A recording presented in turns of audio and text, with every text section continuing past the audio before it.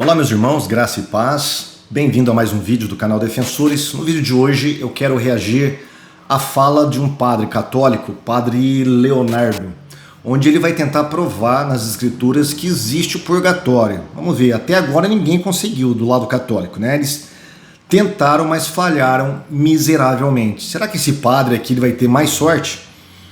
Vamos ver quais são os argumentos dele que ele irá utilizar para falar que as Sagradas Escrituras ensinam o purgatório, gente. Vamos lá, vamos passar o vídeo, tá? E nós vamos comentando em cima do vídeo e depois nós vamos fazer uma análise dos versículos que ele estiver citando com a palavra de Deus. Vamos dar uma revisão desses versículos e ver se realmente esses versículos que ele está utilizando para provar, entre aspas, o purgatório, de fato ele ensina a doutrina do purgatório. Vamos lá. Aqui eu quero reforçar a fé dos católicos, né? Então vamos lá. Onde é que está na Bíblia? Primeira passagem que é evidente, não tem mais nem o que questionar, é a passagem de 2 Macabeus, e aqui o velhinho precisa de óculos, né? 2 Macabeus, capítulo 12, versículos 43 a 46, diz assim: tendo feito uma coleta, mandou 2.000 dracmas de prata a Jerusalém para se oferecer um sacrifício pelo pecado, obra bela e santa, inspirada pela crença na ressurreição. Então isso aqui é Judas Macabeu. Porque se ele não esperasse que os mortos haviam de ressuscitar, seria uma coisa supérflua e vã orar pelos defuntos. Não precisa mais dizer nada, né? Vamos lá. Ele vai falar agora sobre Lutero, vai inventar um monte de besteiras aqui históricas sobre Lutero, que não tem como ele provar. Não tem como ele provar. Eu vou soltar depois o vídeo dele e deixar ele falar. Mas primeira coisa, essa leitura de Macabeus aqui, eu tenho um vídeo que eu fiz uma análise completa sobre esta passagem que ele está reivindicando para provar o purgatório. Eu vou deixar aqui no card para você assistir esse vídeo. É um vídeo completo sobre isso, tá? Segundo Macabeus, não ensina de modo algum o purgatório. Primeira coisa, o fato de alguém orar pelos mortos, para os mortos receberem algum benefício, necessariamente não está ligado a um lugar onde eles estão ali espiando algumas faltas cometidas, pecados veniais ou coisa parecida, tá? Não tem nada a ver uma coisa com a outra, tá? Um não depende do outro. Existe toda uma teologia de oração por pessoas que morreram salvas em Cristo na igreja primitiva, sem contudo invocar esse tal purgatório católico, tá? Segundo Macabeus, não está invocando o purgatório, não fala sobre nenhum lugar onde eles estão, não fala que eles estão pagando pecados veniais, pecados mais leves. Ao contrário, se você for ler o contexto, coisa que o padre não fez, você vai perceber que esses soldados ali de Macabeus, eles morreram porque eles cometeram pecado de idolatria.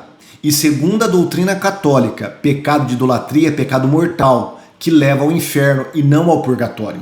Isso o padre não fala, né? Ele só vai naquela parte lá de orar pelos mortos. Mas orar pelos mortos não prova absolutamente nada sobre um lugar que a pessoa fica ali espiando, né? Sofrendo para espiar as suas faltas que ela cometeu em vida enquanto estava viva. Mas vamos prosseguir. Agora ele vai tentar falar que Lutero não gostava deste livro e por isso ele tirou esse livro da Bíblia, uma coisa que ele não consegue provar, não é factual. Ele está inventando ou apenas repetindo como papagaio aquilo que é um argumento que já foi refutado há muito tempo pelos evangélicos. Mas vamos deixar ele falar aqui. Que Lutero, porque deu na cabeça dele, porque ele não gostava, por exemplo, dessa passagem, de outras que fundamentam a fé católica. Não é porque Lutero não gostava dessa passagem ou de outras. É que este livro não faz parte, nunca fez parte do cânon judaico. Não é um livro inspirado, não é um livro sagrado, é apenas um livro de história dos judeus. Que aí sim, a Igreja Católica oficializou como canônico porque estava em litígio ali com os protestantes da época. Para tentar provar purgatório, o que eles fizeram? Vamos canonizar esse livro, mas esse livro nunca foi aceito pela igreja como canônico. Então é o contrário do que ele está dizendo. Ele arrancou esse livro da Bíblia. Então você imagina, ele arrancou esse e outros, né? 6 livros, são 7 livros que foram arrancados da Bíblia. Agora, eu gostaria que o padre Leonardo, ele fosse mais honesto com as pessoas que estão assistindo o canal dele. Ele poderia falar para as pessoas, olha, vá às fontes e verifica as Bíblias luteranas. Qual foi a Bíblia que Lutero tirou os 7 livros que existem na Bíblia Católica? Quando Lutero traduziu a sua Bíblia, ele traduziu com todos os livros. A única coisa que ele fez foi colocar a parte, como está, por exemplo, na antiga Bíblia de 1611, a King James. A King James possui os apócrifos, porém separado. Essa Bíblia aqui minha, olha, Bíblia de apologética com apócrifos. Os apócrifos estão aqui, porém eles estão no final do Antigo Testamento, separados. E foi isso que Martinho Lutero fez.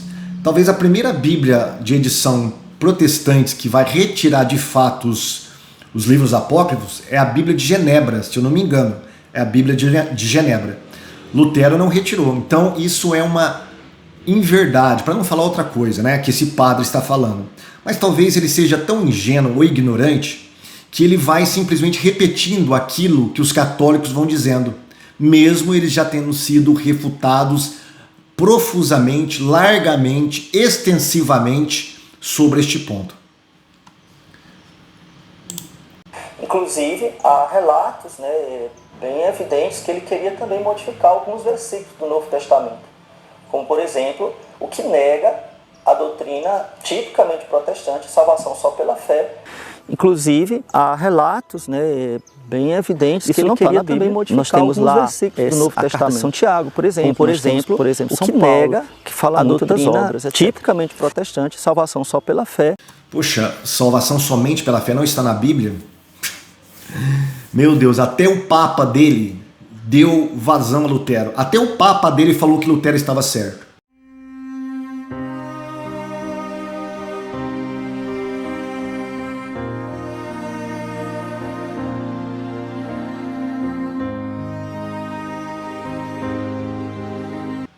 O Papa Bento XVI escreveu falando justamente desse versículo. Que esse versículo, do qual Lutero traduziu que nós somos salvos apenas ou somente pela fé, ele pode ser traduzido assim sim. Por quê? Porque o contexto dá base para isso. Aliás, várias Bíblias antes de Lutero já traduziam assim. Não foi Lutero que modificou. Mas é claro, coitado do padre, né? Talvez seja a idade dele, não ajuda muito ele ficar horas e horas pesquisando, né? Porque pesquisa leva tempo. Então é muito mais fácil você ficar repetindo erros do que realmente ir lá e conferir, olha, será que isso realmente é verdade? Será que Lutero realmente fez isso? Ou eu estou apenas repetindo falsos conceitos, falsas insinuações? Infelizmente é isso que ele está fazendo, né? Coitado dos leitores aí, dos seguidores do canal deste padre. Então vamos para 1 Coríntios, capítulo 3, versículo de 12 a 15. Diz o seguinte: se alguém edifica sobre este fundamento com ouro, prata, pedras preciosas, madeira, feno, palha, manifestada será a obra de cada um. Então, essas edificações são as boas e as más doutrinas e boas e más obras, né? Então, o ouro, prata, pedras preciosas é aquilo que há de precioso, que é valoroso. E madeira, feno e palha são aquelas coisas que não valem de nada, que são passageiras, são doutrinas humanas. Manifestada será a obra de cada um, olha aqui falando das obras, né? Pois o dia do Senhor a fará conhecer, visto que será revelado no fogo. E o fogo provará qual seja a obra de cada um. Ah, padre, mas aqui é o juízo final, né, que ele está falando. Vamos lá. Se subsistir a obra do que a sobreedificou, receberá o prêmio. Ou seja, se aquela pessoa foi uma pessoa de fé firme, com a doutrina sólida, pelas suas obras, manifestou a santidade de vida, o seguimento de Jesus, ela receberá o prêmio. Se a obra de algum arder, ele sofrerá o prejuízo, mas será salvo, apesar disso, como por meio do fogo. Entende que não precisa ter a palavra purgatório, é uma explicação de uma doutrina que os cristãos já seguiam desde São Paulo, está aqui. Ou seja, se naquele último dia, aquele cristão não tiver um comportamento, não tiver tido uma vida preciosa aos olhos de Deus, edificada sobre esses fundamentos preciosos, ou seja, não for uma pessoa, usar uma palavra difícil aqui, ilibada, né? Uma pessoa santa, mas tiver fé em Jesus, enfim, essa pessoa será salva, mas passando pelo fogo. Então não só ele diz que o purgatório existe, como ele diz que vai passar pelo fogo. Vamos lá, ele vai citar agora um texto de Mateus capítulo 12, mas vamos agora analisar o que de fato diz aqui essa passagem de Paulo. Será que essa passagem está ensinando realmente o purgatório? Será que essa interpretação que o padre deu casa realmente, ela faz jus ao que o apóstolo Paulo está ensinando nesta passagem? Claro que não. É só você ler o contexto. Leia o contexto que você vai observar uma coisa muito interessante. Paulo não está falando aqui de pessoas que vão pagar pecados na eternidade. Ele está falando aqui de ministérios. Ministérios. É isso que se trata aqui o capítulo 3. É isso que trata essa perícope. Isso o padre, claro, ele não fala. Porque é muito mais fácil você pegar simplesmente o termo fogo e converter em purgatório, sendo que aqui nem a palavra tem, como ele mesmo admite, não tem a palavra e muito menos o conceito. Se não tem a palavra, muito menos o conceito. Olha o que Paulo está falando. Aqui o versículo vai falar que os coríntios estavam brigando, o contexto, né, desde o verso 1, por causa de Apolo. Um fala, eu sou de Apolo, eu sou de Pedro, eu sou de Paulo, tal. E aí Paulo vai falar, olha, porque dizendo um, eu sou de Paulo e outro de Apolo, porventura não sois carnais? Pois quem é Paulo, quem é Apolo, senão ministros? Preste atenção. Ministros pelos quais crestes, e conforme o que o Senhor deu a cada um. Eu plantei, preste atenção, primeira palavra ministro, agora ele vai usar a palavra plantar, e ele vai falar que Apolo regou, e Deus deu o crescimento. Tá? Essas palavrinhas são importantes para você entender todo o conteúdo desta discussão que Paulo está tendo com os coríntios. Ele vai continuar. Pelo que nem o que planta é alguma coisa, nem o que rega, mas Deus que dá o crescimento. Ora, o que planta e o que rega são um, mas cada um receberá o seu galardão, segundo o seu trabalho. Olha aí, você recebe o galardão por um trabalho, tá? No purgatório, ninguém recebe nada. A pessoa está ali para ser purificada, não está recebendo galardão. Ela não está recebendo premiação.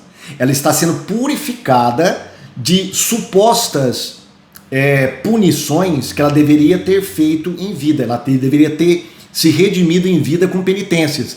Ela apenas teve os seus pecados perdoados, mas eles não foram reparados. Ou seja, uma pessoa pecou contra outra, vamos supor assim que a pessoa mentiu contra a outra, tá? Causando um dano naquela pessoa. Talvez um dano até material.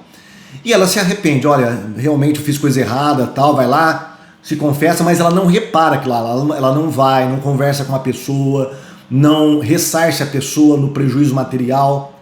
Então, quando ela morre, essa culpa ela leva. O pecado dela foi perdoado. Isso é doutrina católica, gente. Isso não é Bíblia, tá? É doutrina católica. O pecado dela foi perdoado, porém, essas faltas terão que ser reparadas na eternidade. Daí a necessidade desse purgatório, tá? Então, o purgatório não é para receber o galardão. E Paulo fala aqui que cada um receberá o galardão pelo trabalho que ele fez. Que trabalho é ele? É esse. Ele está falando aqui de ministros do Evangelho. Está falando de pessoas que estão lançando um fundamento, ou seja, missionários que apresentam Jesus, e outros vêm, a partir deste fundamento, começa a edificar. Ele está usando aqui duas figuras de linguagem, uma da lavoura e outra do edifício. Da lavoura ele fala, olha, eu plantei, aí vem Apolo e rega. Ou seja, um planta e outro vem e rega para dar o crescimento, mas quem dá o crescimento é Deus. Aí ele vai usar uma outra expressão, que é o edifício, né? No sentido aqui de templo. Então, um lança o alicerce, o fundamento, que é Jesus, e o outro vem edificando esse alicerce. Ou seja, está falando de ministros do Evangelho que estão levando a palavra de Deus, criando igrejas, edificando igrejas, construindo espiritualmente essas pessoas. É isso que Paulo está falando aqui. Está falando de purgatório, de terceiro lugar na eternidade, onde a pessoa fica se purificando. Não tem nada a ver. É isso que Paulo está falando. Aí ele vai continuar. Porque nós somos cooperadores de Deus. Vós sois a lavoura de Deus e edifício de Deus.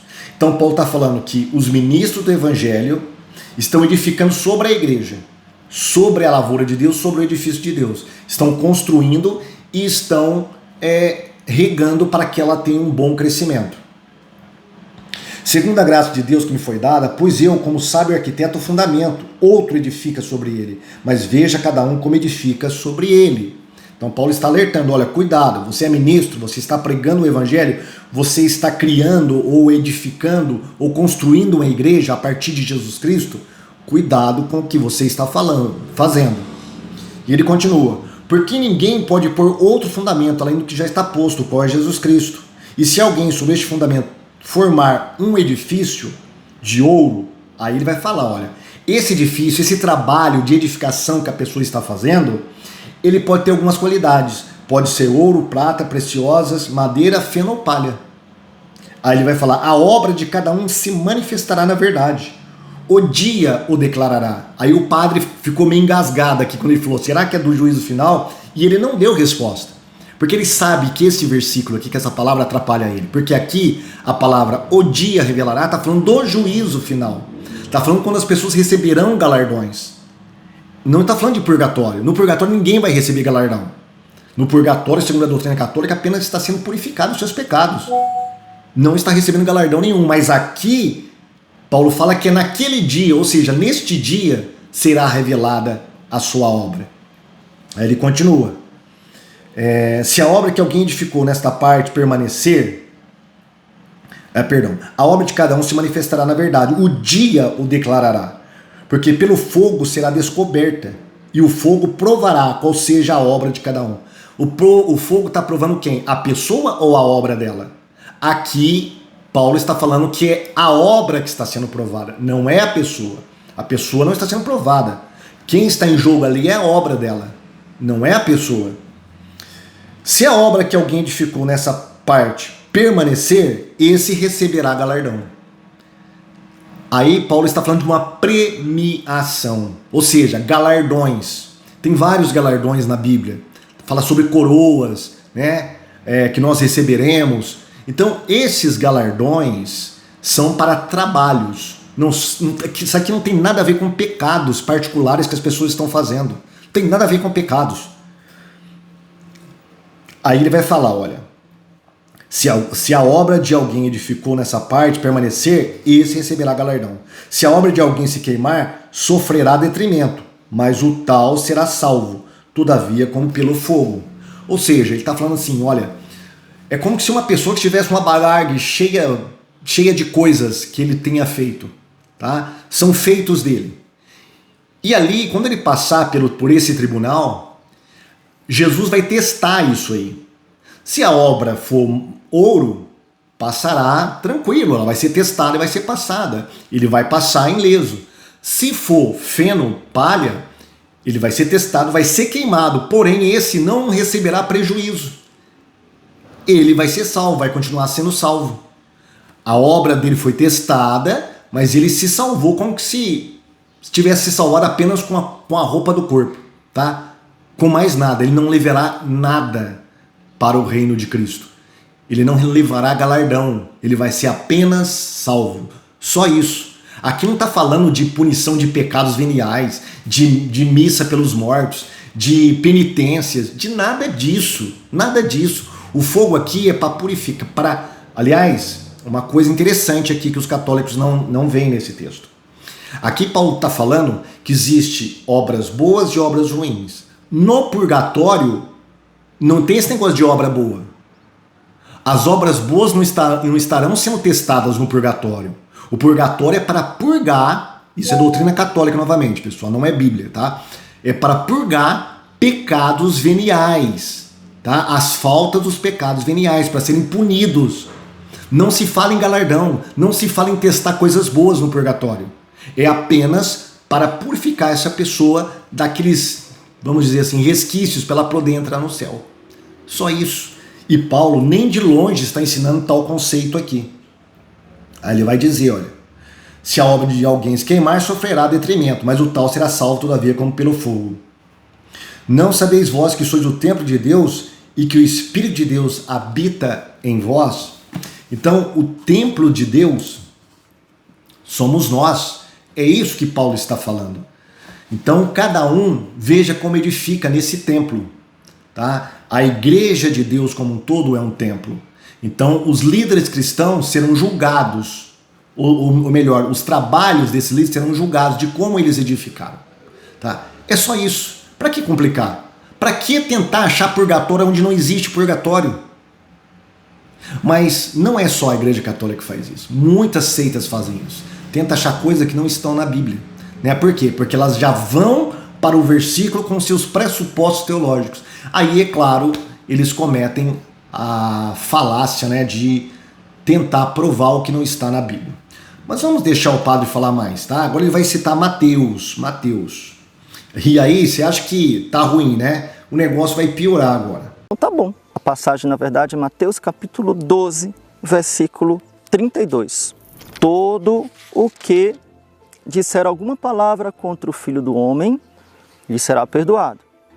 Porém, o que disser contra o Espírito Santo, não lhe será perdoado, nem neste mundo, nem no futuro. Ué, então existe perdão depois desta vida? Foi Jesus que disse. Ele nem percebeu a incoerência que ele caiu aqui, né? Primeiro, vamos ler dentro do contexto aqui, porque eles só pensam, né, aquilo que lhes interessa. Vamos ler dentro do contexto aqui. Portanto, eu vos digo, todo pecado e blasfêmia se perdoará aos homens. Perdoará quando? No porvir? Não. Atualmente. Se perdoará atualmente. Mas a blasfêmia contra o Espírito não será perdoada aos homens.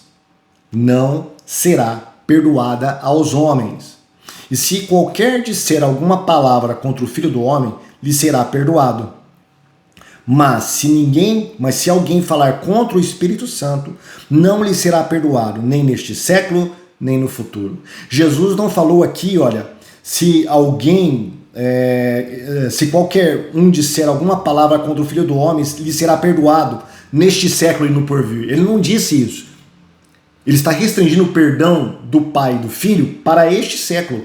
Qualquer blasfêmia, qualquer palavra rude que falar contra o Pai e o Filho, há de ter perdão neste século ainda. Agora, contra o Espírito Santo, não. Por que contra o Espírito Santo, não? Porque se você peca contra o Pai, tem o Filho. Se você peca contra o Filho, tem o Espírito Santo. Mas se você peca contra o Espírito Santo, não tem mais ninguém, meu querido. Então, por isso que você não tem mais chance de perdão. É isso que Jesus está dizendo aqui. Tá? E ele vai continuar. Nem neste século e nem no porvir. Ou nem no futuro, segundo a Bíblia do católico aqui. Aí ele faz a perguntinha, né? Então, quer dizer que tem perdão no outro século? Não é isso que Jesus está falando. Quando Jesus fala aqui que não terá perdão nem neste século e nem no futuro ou na era do porvir, ele está dizendo simplesmente, olha, nunca será perdoado. É só isso. Não está falando que há uma possibilidade de perdão, porque ele mesmo negou essa possibilidade aqui. Não há possibilidade de perdão nem neste século e nem no porvir, ou seja, de modo algum você será perdoado. Mas isso é interpretação sua. É? Vamos dar uma olhadinha então o que diz Marcos nessa mesma passagem. Olha o que Marcos está dizendo aqui, olha. Usando essa mesma passagem. Marcos capítulo 3 e versículo 29, olha. Qualquer, porém, que blasfemar contra o Espírito Santo nunca obterá perdão, mas será réu do eterno juízo. nunca. É esse sentido que Mateus está falando. Quando ele fala que não terá perdão nem neste século nem no porvir, é o que Marcos fala, ó, nunca terá perdão, jamais terá perdão, nunca será perdoado. Ele não está falando que no século porvir haverá perdão para alguém. Gente, é um absurdo. E aonde que esse homem conseguiu ver purgatório aqui, gente? Outra coisa, ele nem percebeu a incoerência dele, né? Por quê?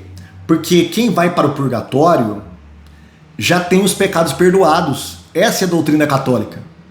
O que ele vai fazer lá? Ele vai apenas ser punido por aquelas faltas daquele pecado que já foi perdoado, né? Então a pessoa ela peca contra a outra, um exemplo que eu já dei sobre a mentira, só que ela não vai lá e se conserta com aquela pessoa, não repara, não faz penitência, segundo a doutrina católica. Então quando ela morre, ela tem o seu pecado perdoado, já está apta para ir para o céu, porém ainda ela tem essa sujeira, essas manchas, porque ela não reparou em vida. Aí ela tem que ir para o purgatório para poder se purificar ou purgar essas faltas aí. Mas o pecado dela já está perdoado.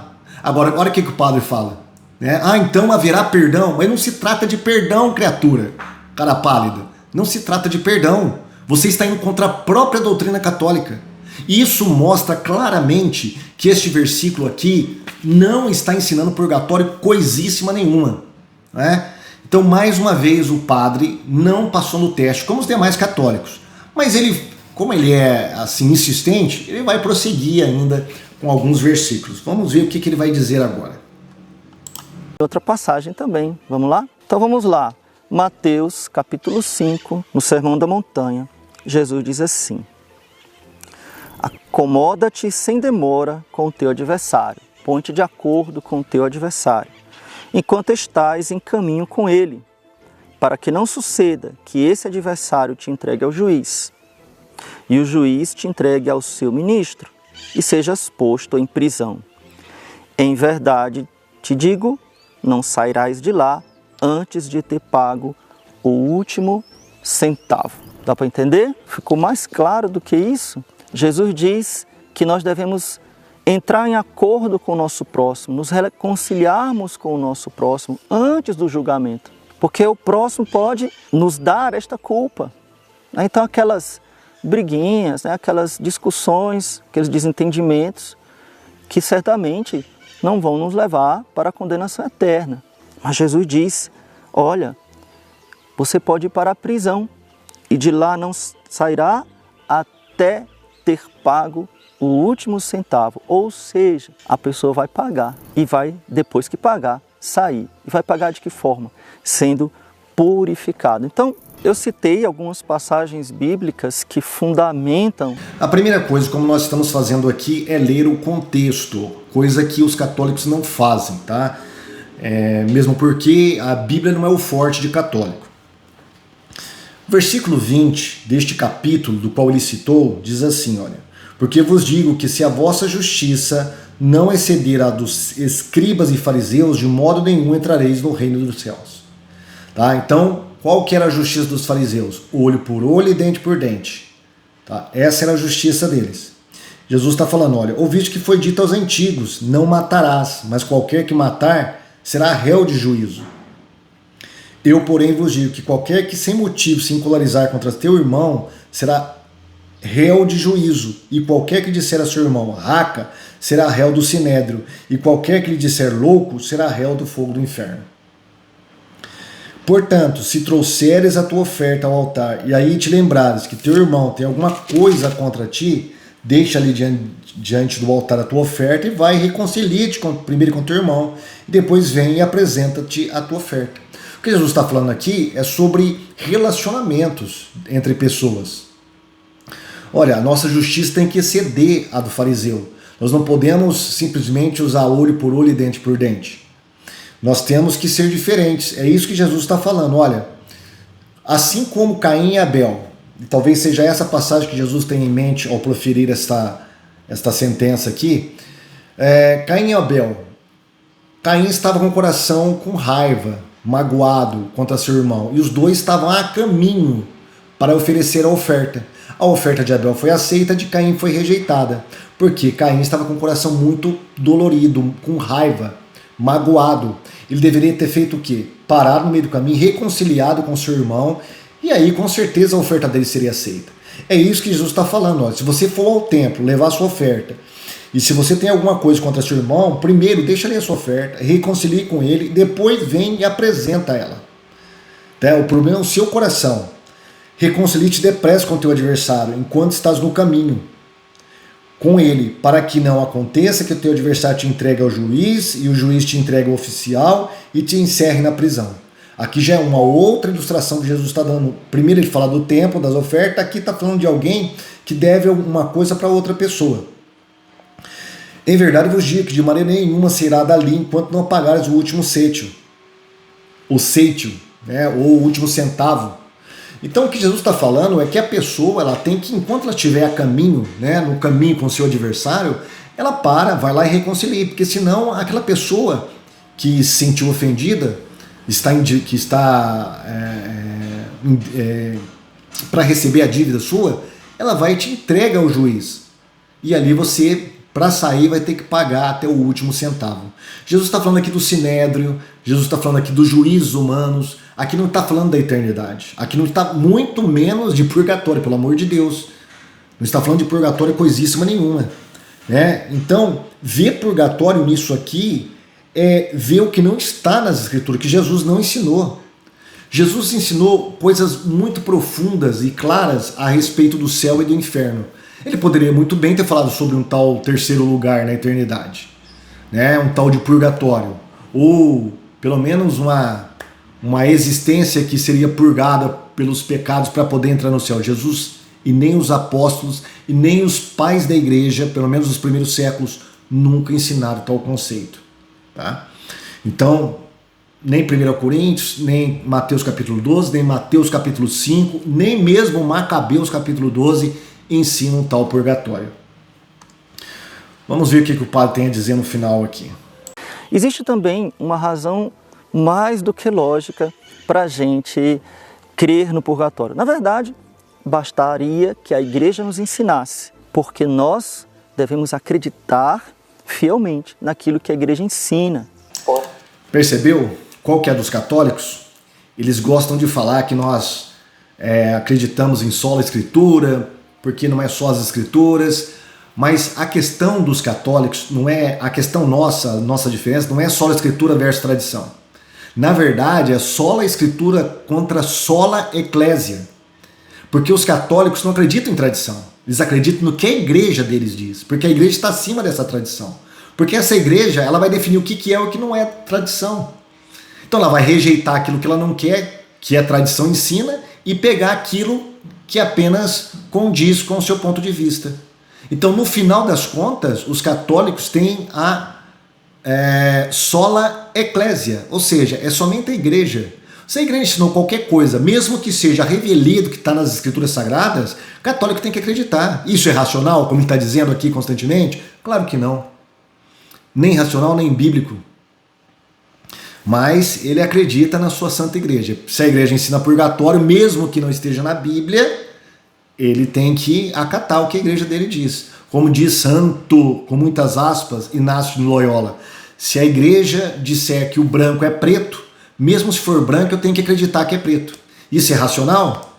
Não é. Isso é irracional. Tá? É você abdicar daquilo mais nobre que Deus dotou o ser humano, que é a sua consciência, o seu raciocínio, para acreditar naquilo que não diz e não ensina a palavra de Deus. Vamos continuar aqui. A nossa fé não é irracional, por isso que eu li algumas passagens, por isso que existem coisas que vão fundamentando. Então eu vou dar uma razão muito lógica para você, além da fé na igreja, você crer no purgatório de forma racional. Além da palavra de Deus, além da tradição contínua da igreja desde os primeiros séculos, que sempre celebraram a Santa Missa, o Santo Sacrifício da Missa, em intenção dos mortos, sempre.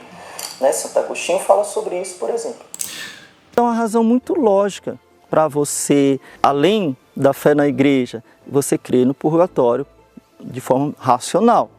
Além da palavra de Deus, além da tradição contínua da igreja desde os primeiros séculos, que sempre celebraram a Santa Missa, o Santo Sacrifício da Missa, em intenção dos mortos, sempre, né? Santo Agostinho fala sobre isso, por exemplo.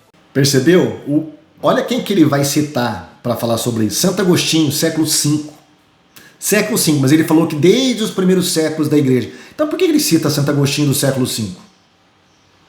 Sabe por quê? Porque nenhum pai da igreja dos primeiros séculos ensinou tal conceito de missa e oração para salvar a alma de mortos de purgatório. Coisíssima nenhuma. Primeiro que era completamente desconhecido esse tal purgatório aos moldes católicos dentro dos 4 primeiros séculos da igreja cristã. Aliás, nem os ortodoxos, os católicos ortodoxos acreditam nesse tal purgatório. E olha que eles são muito mais antigos do que a Igreja Católica Romana. Muito mais antigos. Portanto, a igreja nunca ensinou essa parafernália. Isso começou a ganhar algum fôlego com Agostinho de Hipona. Tá? Mas mesmo Agostinho, ele não dava certeza se existia ou não um purgatório. Ele estava conjecturando. E nós temos passagens para falar sobre isso, mas eu não vou citar aqui agora. Simples. Mas eu vou dar uma razão bem simples. No céu, diante de Deus, só pode entrar quem for puro. Completamente puro. Não existe possibilidade de estar na presença de Deus qualquer impureza, porque Ele é o santo, correto? Agora eu pergunto para você que está me assistindo, você é santo? Você se considera puro? Sem nenhum defeito, sem nenhuma mancha? Acho difícil, porque se você disser que sim, eu vou dizer que você vai confessar o mais rápido possível, porque você é um grande orgulhoso. Será mesmo que a presunção é o orgulho de uma pessoa falar que vai para o céu? Uma pessoa falar que está santificada? Bom, o apóstolo Paulo pensava ao contrário. Olha o que ele dizia aqui a respeito dos coríntios, olha. Não erreis nem os devassos, nem os idólatras, nem os adúlteros, nem os efeminados, nem os sodomitas, nem os ladrões, nem os avarentos, nem os bêbados, nem os maldizentes, nem os roubadores herdarão o reino de Deus. E é o que alguns têm sido, mas haveis sido lavados, mas haveis sido santificados, mas haveis sido justificados em nome do Senhor Jesus e pelo Espírito do nosso Deus. Em outras partes ele vai falar que é a palavra que nos lava, é a palavra que nos limpa, o Espírito Santo nos limpa. Então nós temos todos os recursos dados por Jesus para essa purificação. Ah, mas e se você morrer sem confessar os seus pecados? Às vezes pecados por ignorância já estava previsto na lei de Moisés. Lá na lei existia sacrifício pelo pecado de ignorância. Que a pessoa nem sabia que tinha cometido aquele pecado, já estava previsto. O sacrifício de Cristo, ele preenche todos esses requisitos da lei de Moisés. Então, mesmo que você morrer, mesmo que você não tenha pecados por ignorância, sendo confessados, você entrará no reino de Deus, porque é isso que a palavra de Deus nos diz.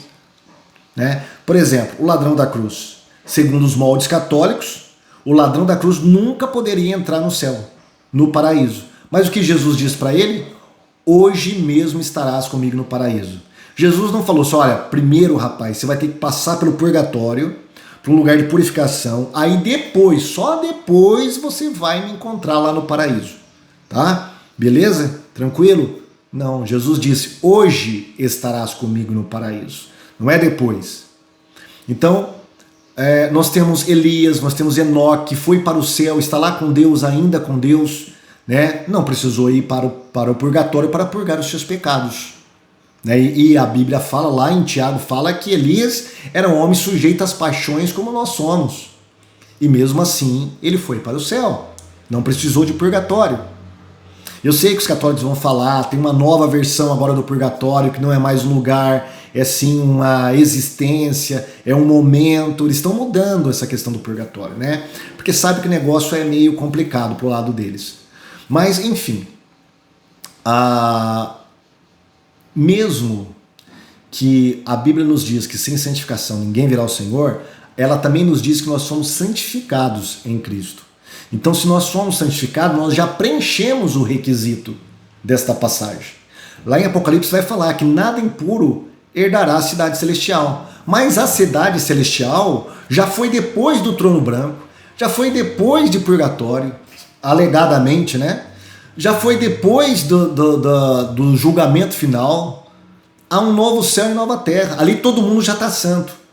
Ali não está falando que a pessoa para ir para o céu tem que passar primeiro por um purgatório.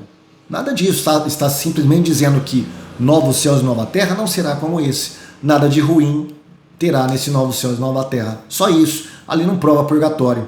Nem em Hebreus, quando fala que sem santificação não verá o Senhor, não é nenhum raciocínio lógico. Por quê? Porque a palavra de Deus diz que nós já fomos santificados em Cristo Jesus. Tá? Muito bem. O que nós temos aqui são falácias. O padre Leonardo novamente repete aquilo que os católicos continuam repetindo durante séculos, né, e que continuam passando vergonha. Por quê? Porque, na verdade, a Bíblia ela não só não ensina purgatório, ela vai além. Ela diz que nós vamos direto para o céu. Ela ensina que nós vamos direto para o trono do Senhor. Não precisamos passar por nenhum terceiro lugar para ficar purgando pecados, né? E é isso aí, pessoal. Tá, eu vou fazer outros vídeos sobre esse tema, um pouco mais abrangente, se Deus permitir. E esse aqui foi apenas um tira-gosto, tá? Do padre Leonardo aí, que gosta de fazer piadinha com protestante, né? Mas na hora de provar realmente a doutrina dele, ele não passa pelo crivo. Ou seja, as obras dele de argumentação foram palha, foram feno, foram madeira. Foram queimadas pelo fogo da realidade da palavra de Deus. Tá bom? Se você gostou do vídeo, já deixa o seu like, se inscreva e acione o sininho também para receber os nossos vídeos em tempo real.